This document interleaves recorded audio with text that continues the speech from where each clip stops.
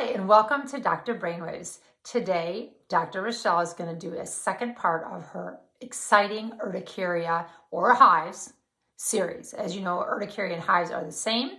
It's the formation of welts on your skin. And so here we go. So again, quick review. Hives is a very frustrating condition, mainly because of the itching.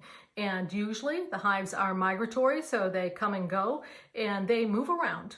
But I'm going to talk to you about one that is called cold-induced urticaria or cold-induced hives. And it is exactly what it sounds like. That cold air and sometimes warming up after exposure to cold air can cause hives. Now, some people may have a mild reaction, others may have a more severe reaction. So what you may find is if you're at the grocery store and you walk by one of those freezers, and as you walk by, your bare skin starts breaking out in hives, red, raised, itchy bumps. That would be suggestive of cold-induced urticaria. Another one is if you're drinking a very cold beverage and your lips start tingling and then swelling, or if you're holding a cold beverage in your hand, then you develop hives on the palm of your hand. And those would be more of mild symptoms. I will tell you a situation that's not so mild is for people who have more severe cold-induced urticaria. Like my son, we discovered that when we were vacationing with another family in Gulf Shores. Actually, it was the Outer Banks.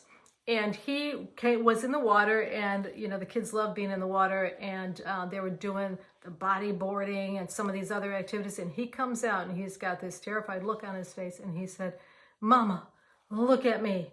And he had, his entire body was covered in hives. Honestly, I'm trying to think of a good analogy to describe it, but it was if every area of his skin was affected. Good news is that I knew about this condition, and the bad news is that this is a type of condition where a person can actually go into shock and die.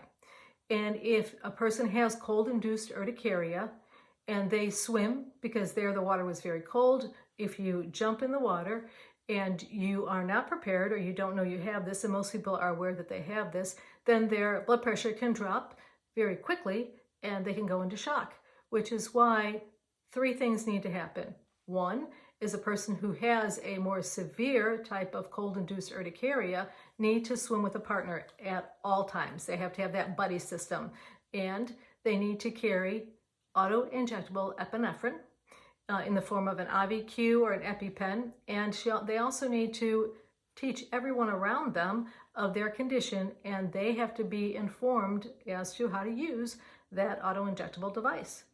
So, cold-induced urticaria, most of the time it's mild, but it can be severe. And it's just something to keep in the back of your mind if you know somebody who does exactly that.